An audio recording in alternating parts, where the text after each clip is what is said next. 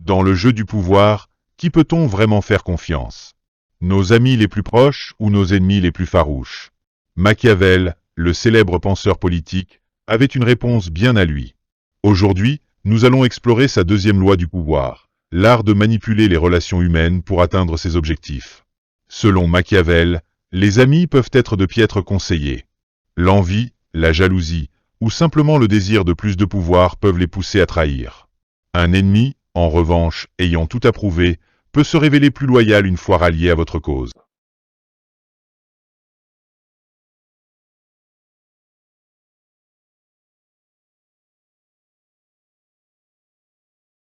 Au milieu du IXe siècle, un jeune homme monta sur le trône de l'Empire byzantin sous le nom de Michel III. Sa mère, l'impératrice Théodora, était enfermée dans un couvent, et l'amant de celle-ci, Théoctisto, Michel l'avait fait assassiner. La conspiration réunie pour déposer Théodora et couronner Michel comptait un oncle de Michel, Barda, un homme intelligent et ambitieux. Michel, alors jeune et inexpérimenté, était entouré d'intrigants, de criminels et de débauchés. En cette période troublée, il avait besoin d'un conseiller de confiance. Il choisit son favori, Basile. Celui-ci n'avait l'expérience ni des affaires politiques ni du gouvernement. C'était le chef des écuries impériales. Mais il lui avait prouvé plus d'une fois sa gratitude et son affection. Ils s'étaient rencontrés des années plus tôt, un jour où Michel faisait le tour des écuries. Un étalon encore indompté s'était détaché et Basile, alors obscur jeune palefrenier venu de Macédoine, avait sauvé la vie du prince. Impressionné par sa force et son courage, Michel l'avait immédiatement nommé grand écuyer, comblé de cadeaux et de faveurs, et ils étaient devenus inséparables. Basile fut envoyé dans la meilleure école de Byzance, qui fit du valet d'écurie qu'il avait été un courtisan cultivé et raffiné. Michel, une fois sur le trône, avait besoin d'une personne loyale.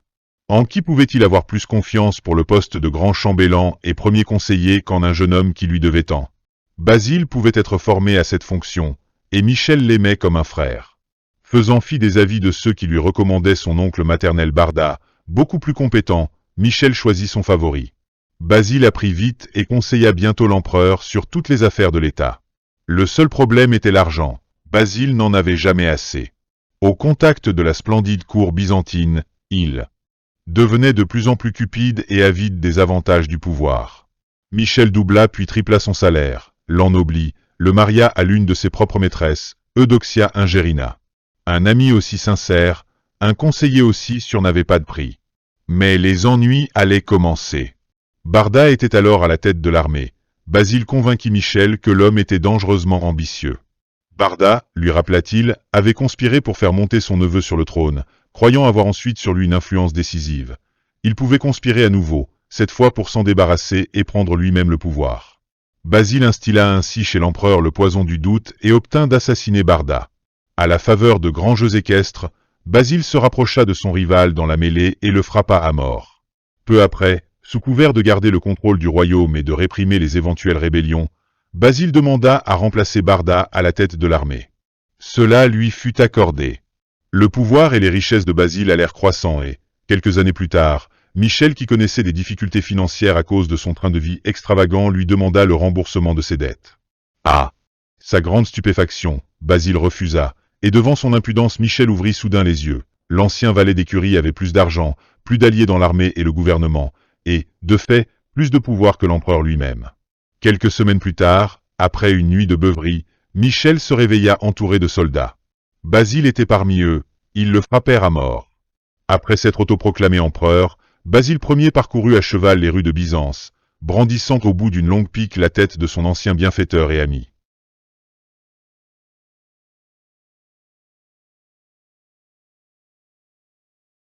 Michel III avait misé son avenir sur la gratitude que Basile aurait dû éprouver pour lui. Celui-ci, pensait-il, lui devait sa richesse, son éducation et son rang. À coup sûr, il le servirait de son mieux. Une fois Basile nommé à son poste, l'empereur lui avait accordé tout ce qu'il désirait pour renforcer ses liens avec lui. Il ne réalisa son erreur que le jour fatal où il vit le sourire arrogant de Basile. Il avait créé un monstre. Il avait permis à un homme d'approcher le pouvoir et céder à ses requêtes les plus insatiables.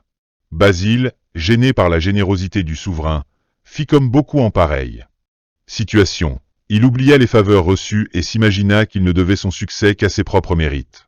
Au moment où Michel prit conscience de la situation, il pouvait encore sauver sa vie. Mais l'amitié et l'amour aveugle, ils font perdre le sens des réalités. Personne ne peut croire à la trahison d'un ami. Michel s'y refusa et finit la tête au bout d'une pique. Il est naturel de vouloir employer ses amis lorsqu'on a besoin d'appui. Le monde est dur et leur amitié peut l'adoucir. Par ailleurs, on les connaît. Pourquoi s'en remettre à un étranger quand on a un ami sous la main? Le problème est que l'on ne connaît pas ses amis aussi bien qu'on le croit. Souvent ils acquiescent à vos propos pour éviter une discussion. Ils ne relèvent pas vos travers pour ne pas se porter préjudice. Ils rient plus fort que d'autres à chacun de vos bons mots. Puisque l'honnêteté renforce rarement l'amitié, il se peut que vous ignoriez leurs vrais sentiments. Vos amis vous diront qu'ils aiment votre poésie, qu'ils adorent votre musique, qu'ils envient votre bon goût. C'est peut-être vrai, mais pas toujours, tant s'en faut. Quand vous décidez d'embaucher un ami, vous découvrez progressivement les côtés qu'il vous avait cachés. Curieusement, c'est votre magnanimité envers lui qui fausse tout. On a besoin de sentir qu'on mérite une bonne fortune. Une faveur peut devenir oppressive si elle signifie qu'on a été choisi parce qu'on est un ami et non pas forcément parce qu'on en est digne. Il y a dans le fait d'engager des amis une note de condescendance qui les affecte secrètement. La blessure apparaîtra lentement, une franchise plus cassante, ça et là des accès de ressentiment et d'envie, et, sans que vous sachiez pourquoi, l'amitié s'estompe. Plus vous accorderez de faveurs et de cadeaux pour tenter de la raviver, moins on vous en sera reconnaissant. L'histoire est pavée d'actes d'ingratitude. Ce sentiment a montré ses pouvoirs depuis tant de siècles qu'il est étonnant que l'on continue à le sous-estimer. Mieux vaut être vigilant. Si vous attendez de la reconnaissance de la part d'un ami, soyez agréablement surpris lorsqu'il vous en manifeste. Engager des amis va inévitablement limiter votre pouvoir. Un ami est rarement le plus apte à vous aider. Enfin, le talent et la compétence sont bien plus importants que des sentiments amicaux. Michel III, par exemple, avait l'homme qui lui fallait à ses côtés, celui qui l'aurait guidé et gardé vivant. Cet homme était Barda. Toutes les situations professionnelles nécessitent une sorte de distance entre les personnes. Vous êtes là pour travailler, non pour vous faire des amis. La gentillesse, vraie ou fausse, ne peut occulter ce fait. La clé du pouvoir consiste à juger qui est le plus apte à servir vos intérêts dans chaque situation. Gardez vos amis pour l'amitié. Pour le travail, choisissez-vous des partenaires talentueux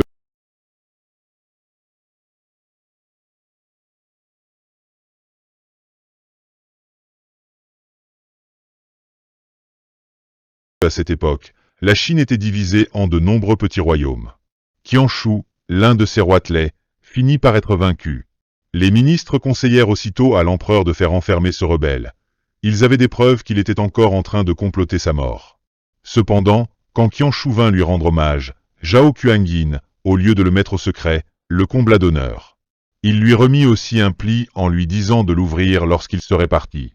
Qianshu décacheta le paquet en chemin et vit qu'il contenait les preuves écrites de sa conspiration. Il comprit alors que l'empereur connaissait les plans qu'il avait échafaudés pour le tuer. Et que, malgré cela, il l'avait épargné. Cette générosité eut raison du rebelle qui devint, lui aussi, l'un des vassaux les plus dévoués de l'empereur Zhao Kuan-yin. Interprétation: un proverbe chinois compare les amis aux mâchoires hérissées de crocs d'un dangereux animal. Si vous n'y prenez garde, elles vous broient. En montant sur le trône, Zhao Kuan-yin savait quelle mâchoire allait se refermer sur lui. Ses amis de l'armée s'apprêtaient à le dévorer, et si par hasard il survivait, ses amis du gouvernement ne feraient de lui qu'une bouchée. Zhao Kuan-yin ne voulait pas de ses amis. Là, il s'en débarrassa par un don splendide. Mieux valait les mettre ainsi hors d'état de nuire que les tuer, car cela aurait eu pour résultat de soulever d'autres généraux assoiffés de vengeance. Quant au ministre ami, Zhao Kuan-yin n'en voulait pas non plus. Il aurait été condamné à leur faire boire sa fameuse coupe de vin empoisonné. Au lieu de faire confiance à ses amis, l'empereur utilisa ses ennemis, l'un après l'autre, les transformant en loyaux sujets.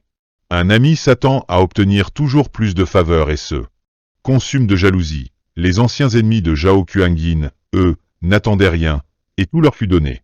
Un homme à qui l'on épargne brusquement la guillotine est si éperdument reconnaissant qu'il ira jusqu'au bout du monde pour celui qui lui a pardonné. C'est ainsi que les anciens ennemis de l'empereur devinrent ses amis les plus sincères. Après quoi, une fois rompue la chaîne immuable de violence et de guerre civile, la dynastie Song dirigea paisiblement la Chine pendant plus de 300 ans en général. Mieux vaut ne pas mélanger travail et amitié, mais il arrive qu'un ami puisse vous être plus utile qu'un ennemi. Un homme de pouvoir, par exemple, a souvent des basses œuvres à effectuer, dont, pour sauver les apparences, il est préférable que d'autres que lui se chargent. Les amis font souvent cela au mieux, parce que leur affection les rend désireux de saisir cette opportunité. Si pour quelque raison vos projets achoppent, vous pouvez ainsi utiliser un ami comme bouc émissaire. Les souverains avaient souvent recours à ce subterfuge. Ils laissaient leurs favoris porter la responsabilité d'une faute, car personne ne s'attendait à ce qu'ils sacrifient délibérément un ami. Bien sûr. Une fois cette carte jouée, l'ami est perdu pour toujours. C'est pourquoi, pour ce rôle du bouc émissaire, une simple relation est préférable à un véritable ami. Enfin, le fait de travailler avec des amis brouille les limites et les distances que le travail nécessite. Toutefois, si les deux parties comprennent le danger que cela implique, un ami peut être employé efficacement. Mais ne baissez jamais votre garde. Soyez à l'affût de réactions épidermiques comme l'envie et l'ingratitude. Rien n'est stable au royaume du pouvoir, et l'ami le plus proche peut se transformer en ennemi mortel. Qu'en pensez-vous? Êtes-vous d'accord avec les idées de Machiavel? Partagez vos réflexions en commentaire. Et n'oubliez pas de vous abonner pour d'autres vidéos sur l'histoire et la philosophie.